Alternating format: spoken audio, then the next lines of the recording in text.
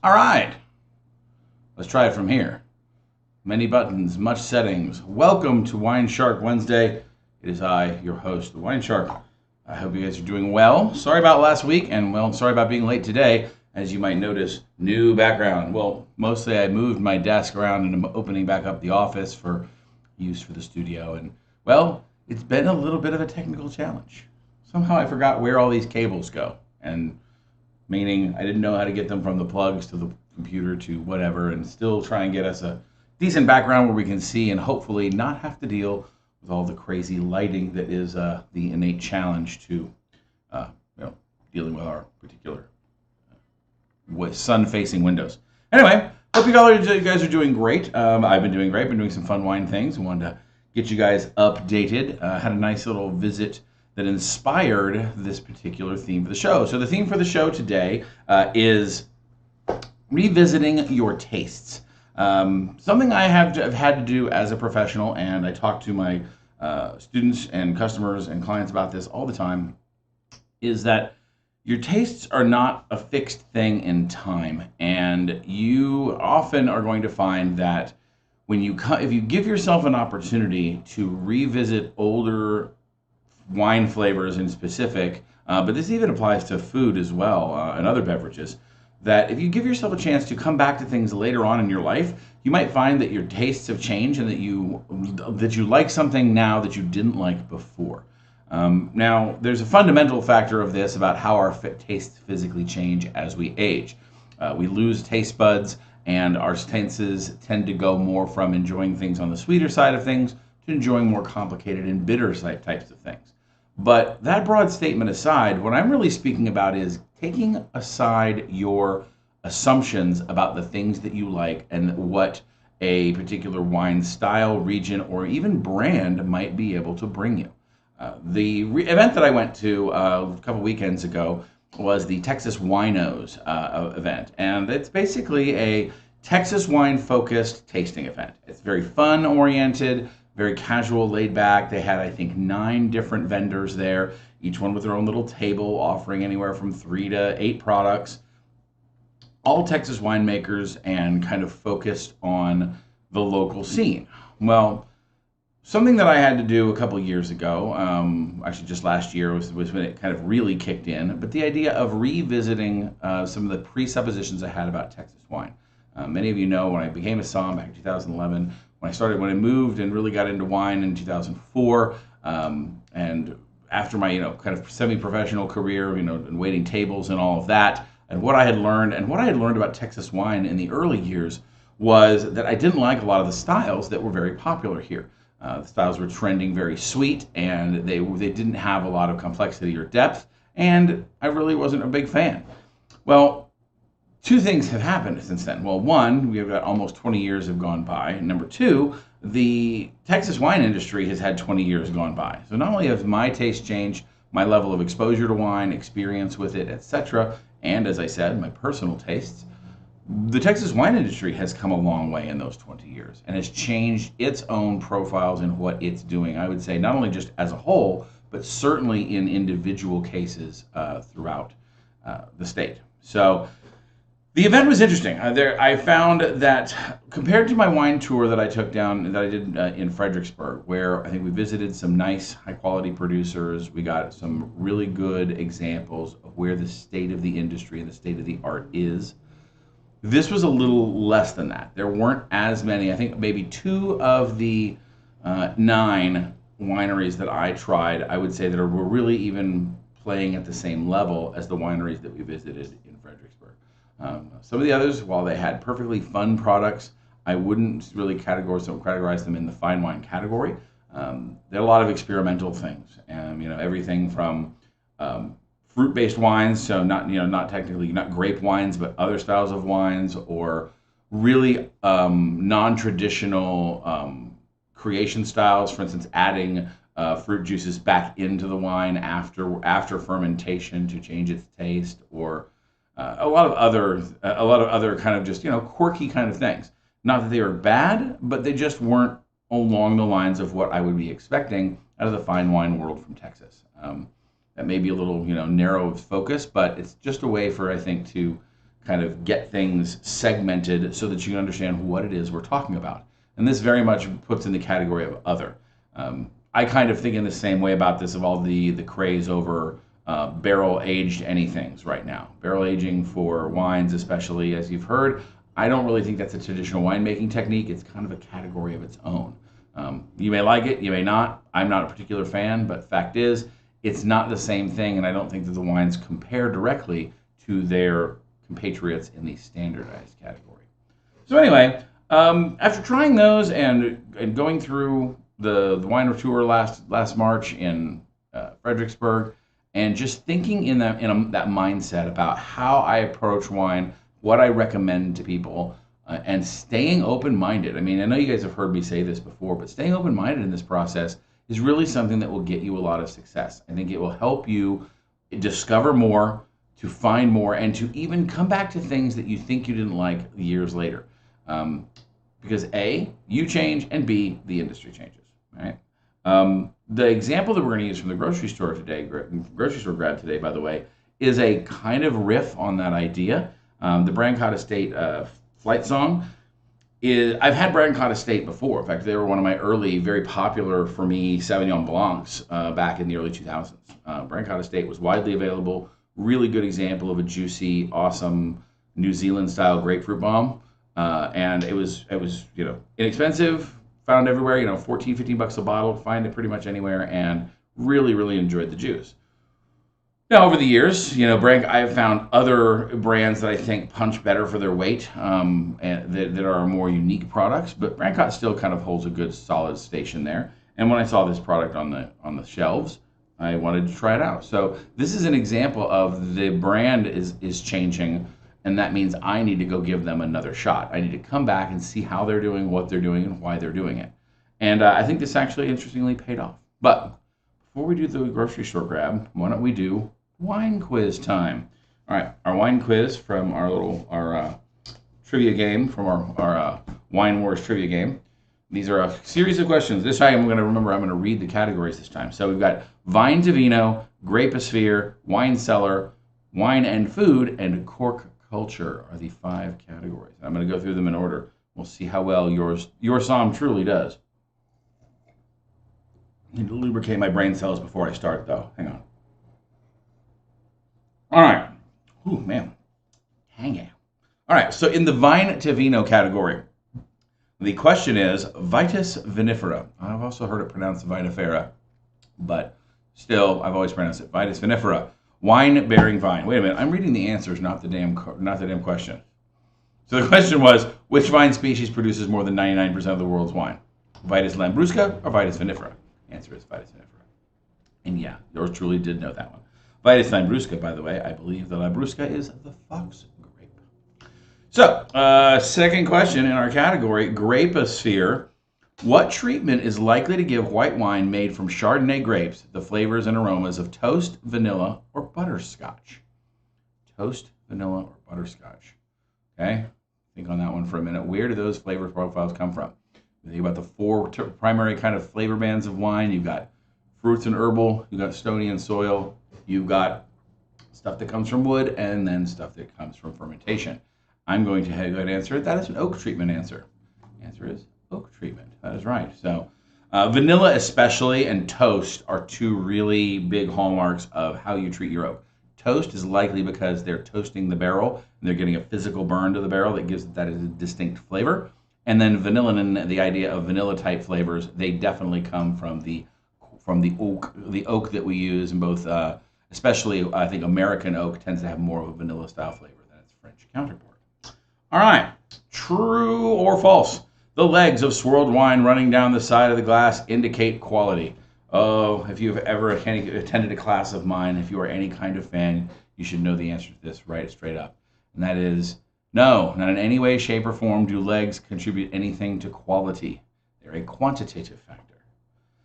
The answer is false. Legs are a complicated matter of physics and evaporation rates, not necessarily of wine quality.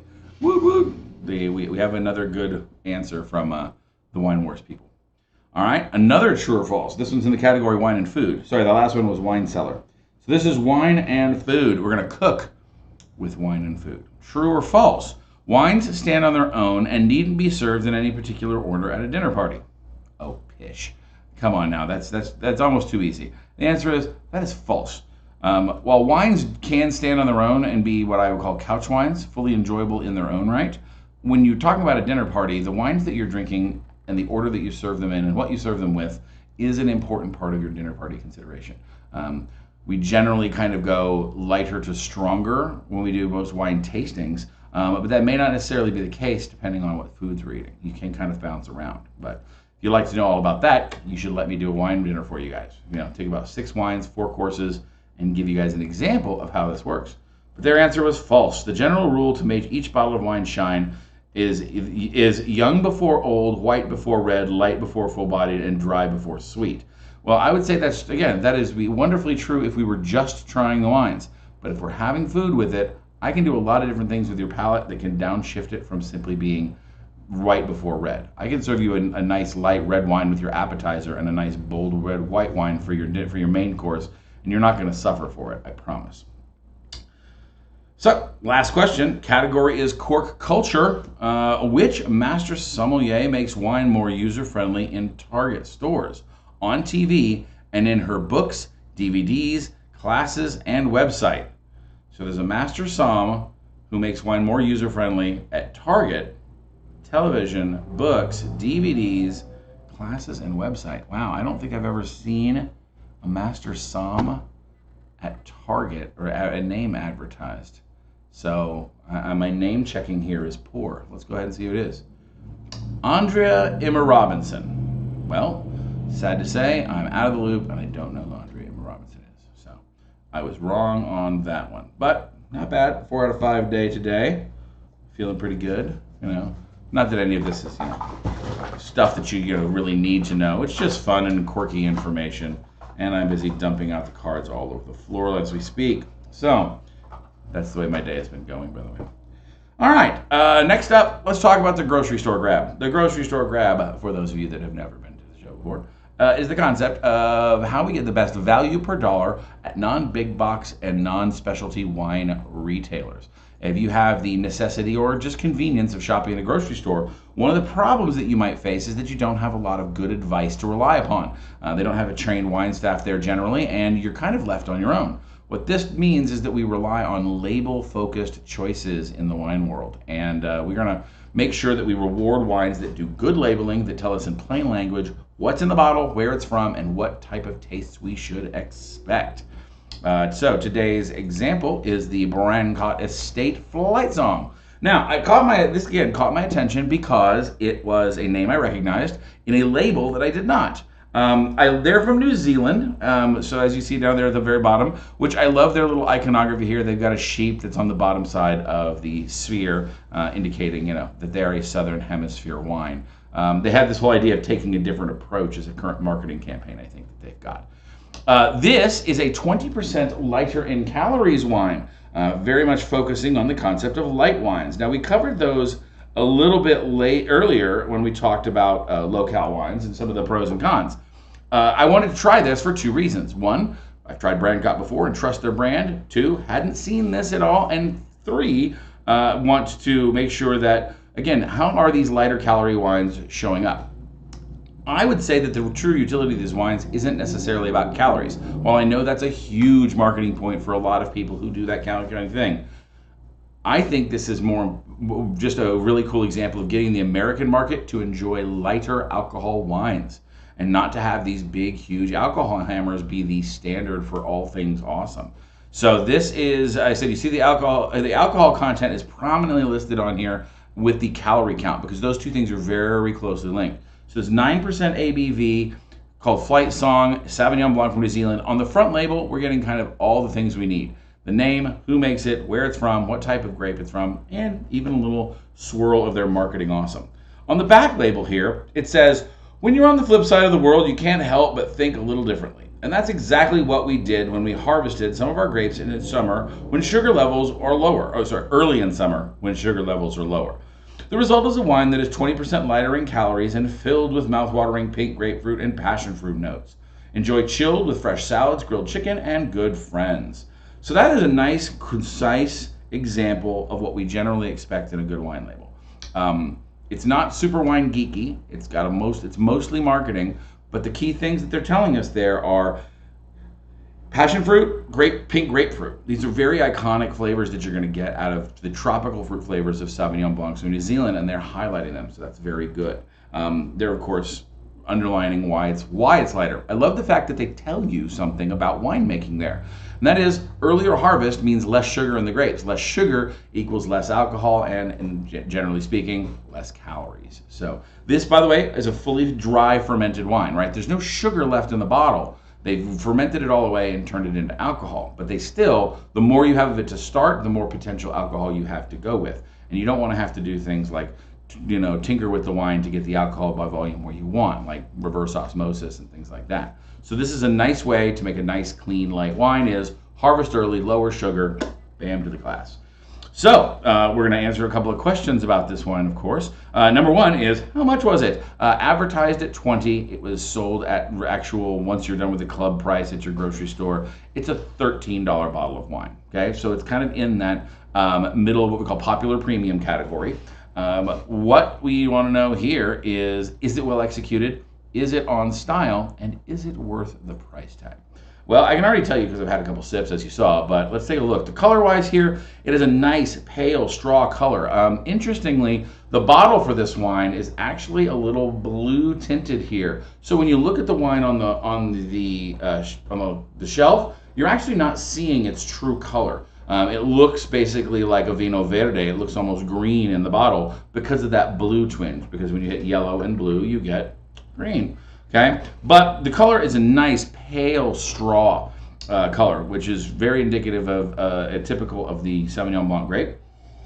On the nose, it jumps straight up into the grapefruit pith kind of thing. It smells like fresh citrus, maybe a fresh squeezed Meyer lemon, but very much pink grapefruit and even grapefruit peel is what I get right off the bat, and not much else. Maybe a tiny hint of like fresh cut chive or scallion. A little hint of green onion in there, but that's it. Not really much else to it. This is a stainless steel fermented wine, almost assuredly. I'm 99.99% sure. Stainless steel fermented, stainless steel aged. There's no oak to be had here. So for those who are not fans of oak, but it doesn't smell sweet. Very much smells sharp and bright. So on the palate, oh yeah. And that grapefruit is really toned down. It's not overly acidic. In fact, in other words, it's not even like biting into a grapefruit fruit. It's much more like its pink grapefruit cousin, which is sweeter overall and less tangy. Still, though, has this beautiful medium plus acidity. Your mouth is just watering all over the place. It's a very juicy wine. It's very bright. More tropical fruit flavors. And it really is. Now, if you're looking for something complicated, this isn't it. There's not a lot of minerality or any other real flavors going on. It's really kind of monodimensional with that tropical fruit, grapefruit kind of tone. But then again, what is exactly wrong with that? Nothing. This is exactly what it. This is one of those. It does what it says on the tin kind of wines. Is it well executed? Yes, it's not the most complicated Sauvignon Blanc from New Zealand I had, nor the most interesting, but it's 100% quaffable. Is it on style? I would say yes. That again, grapefruit and tropical flavors are very much associated with New Zealand Sauvignon Blancs. If that's a style you like, you can absolutely count on this wine to do it. Is it worth the price tag? Oh, for 12 bucks, come on. 13 bucks, this is totally worth it. And especially, again, this is a wine where, while it's advertising itself as a lower calorie wine, I don't feel this wine is losing anything in the process. The example that we tried before felt a little hollow. It was a Pinot Grigio that just kind of had it was just not quite all there. This has all 100% full flavor. It doesn't taste like diet wine at all. So that's definitely a plus in its favor, is that it does what it sets out to very well. And so I would call it very much worth the price tag. All right. Right now, I've been moving the office all day and moving stuff around the house and chasing after Tuco because he was misbehaving. And, well, needless to say, not only do I need a glass of wine, I need a nice, bright, juicy glass of wine like this Brancott. This is eminently sippable, and I'm absolutely loving it. So, remember my mottos: free your mind and your glass will follow. Keep that open mind about your wine world. Go back and try some things that you haven't tried in a long time. See if you still like them. Try something you didn't like in the past and give it another go. See if it was just your palate at the time that wasn't kind of suited for it, or whether it maybe just wasn't a wine that really is up your alley at all. It may not be to your style or liking. But I encourage you to keep those open minds and keep those tries available. You'll find yourself in a fun world of a lot of different wine. So until next time, ladies and gents, I will see you soon. Until next time, cheers. I've been your wine shark. I wonder what I'm going to eat with this. Oh, hey, John. Sorry you didn't notice when I started. Don't worry. I started like 8 minutes late because I was running around being crazy trying to get the computer set back up. So apologize for my tardiness. But anyway, signing off until next time. Go back and enjoy some wine. Talk to you guys soon.